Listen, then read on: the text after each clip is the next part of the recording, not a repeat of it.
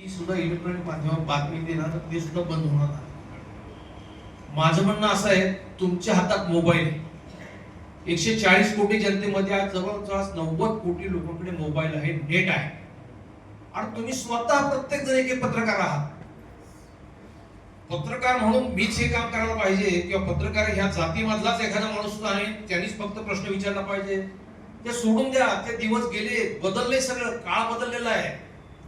पूर्वीच्या काळात काहीच नव्हतं. आता तो जनतेच्या हातामध्ये, प्रत्येकाच्या हातात मोबाईल आहे. तुम्ही रस्त्याने जाता जाता तुम्हाला एखादा जर अन्यायकारक वाटलं की नाही हे चुकीचं आहे, ते शोध करून तुम्ही पाठवा ना. क्रांती होईल का?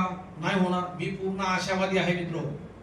फक्त परिस्थिती अशी आहे, आपल्याकडे नेपाळ काय, श्रीलंका काय, बांगलादेश काय, शेजारच्या देशांकडे जर आपण पाहिलं, तिथली परिस्थिती जर पाहिली, ज्या वेळेस भरतं, थोडक्यामध्ये आपण एकदा घडा भरला की तो फुटतो. ज्याचा उगम आहे त्याचा अंत आहे. त्याच्यामुळे आता असं समजू नका की होणार नाही वगैरे, ही निराशावादी भूमिका बिलकुल ठेवू नका. मी आशावादी आहे पूर्ण. मला पूर्ण खात्री आहे आपल्या देशामध्ये जे जे काही निर्णय होत आहेत, जी जी परिस्थिती आहे, आताची राजकीय परिस्थिती प्रामुख्याने ती पाहिल्यावरती 100% पुढच्या काळामध्ये आपल्याकडे नेपाळ होणार. उद्या भारद्वाज सरांना जेलमध्ये पाहायला लागलं तरी वाईट वाटू देऊ नका. त्यांनी सुरुवातीपासूनच सांगितलेलं आहे.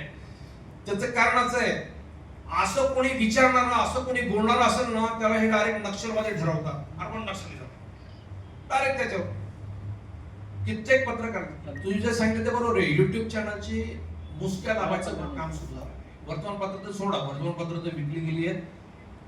या राज्य सरकारने आता 800 कोटीच्या जाहिराती वर्षभरामध्ये देऊन टाकल्या. एकच ऍक्ट, विरोधात काही छापायचं नाही, संपला विषय. जनतेचा आवाज बनून जर तुम्ही काम करणार असाल ना, तर मला वाटतं हे सगळं शक्य आहे. कित्येक पत्रकार असे पुण्यातले कित्येक पत्रकारांचे नाव सांगू शकतो.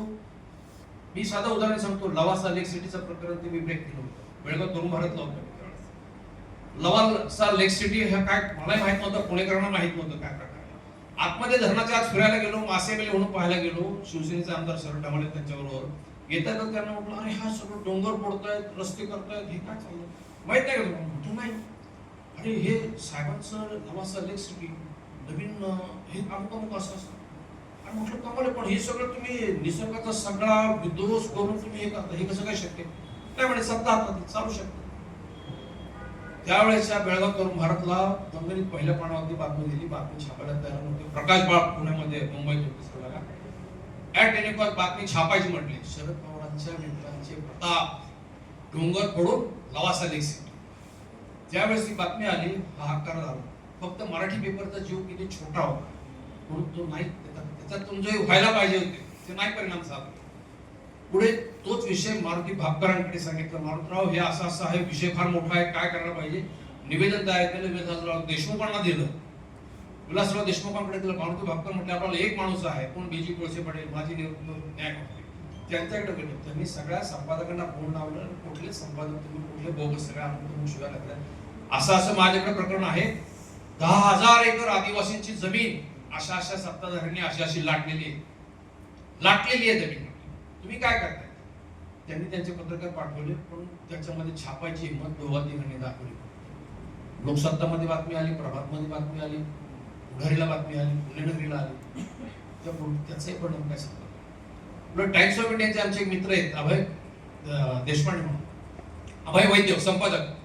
त्यांना सांगितलं, त्यांना घेऊन गेलो, ते दाखवलं.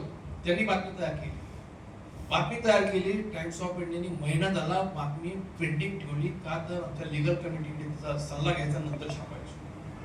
मित्रो, त्या व्यक्तीने त्या स्टोरीसाठी राजीनामा दिला.